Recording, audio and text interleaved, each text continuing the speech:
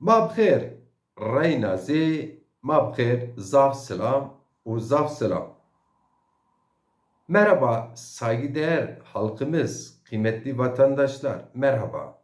Tekrardan hepinize selam, saygı ve sevgilerimi iletiyorum. Cumhuriyet Halk Partisi ile yapmış olduğumuz görüşmede Cumhuriyet Halk Partisi'ne sunmuş olduğumuz dosyanın talep dosyamızın ikinci videosunu size çekmek istiyorum.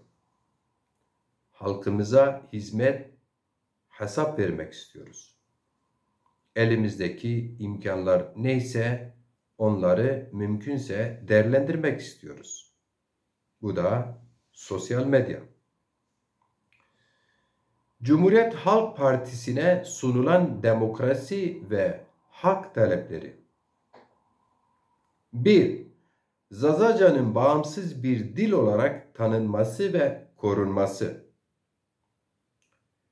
Demokrasi Zamanı Partisi Dezapar olarak Zazaca'nın milli eğitim müfredatında ve üniversitelerde lehçe yerine bağımsız bir dil olarak tanınmasını ve Zazaca ana dilde eğitimin bir hak olarak kabul edilmesini talep ediyoruz.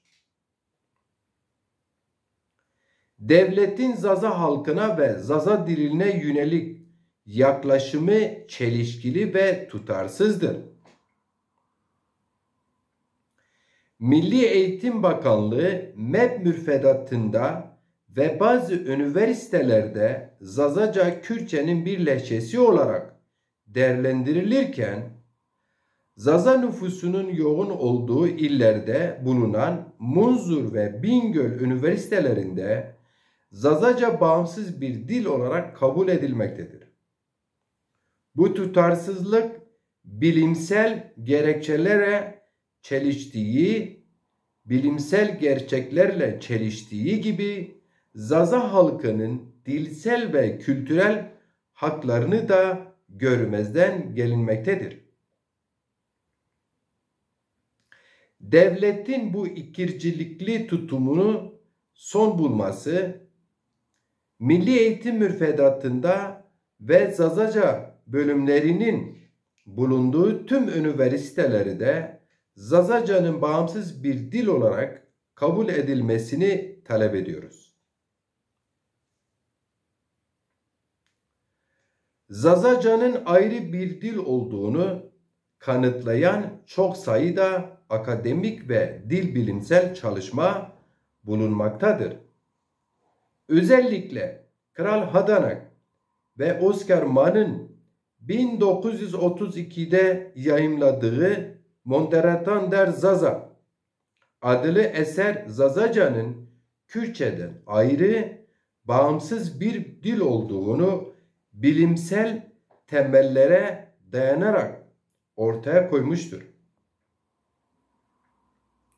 Bunun yanı sıra birçok çağdaş dil bilimci de Zazaca'yı Hint-Avrupa dil ailesinin Kuzeybatı İranı grubuna ait bağımsız bir dil olarak sınıflandırmaktadır.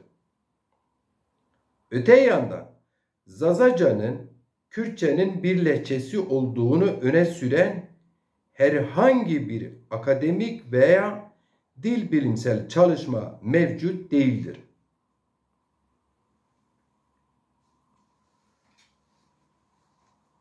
CHP sunmuş olduğumuz talep dosyamızın sanırım 4. videoda tamamlayabiliriz.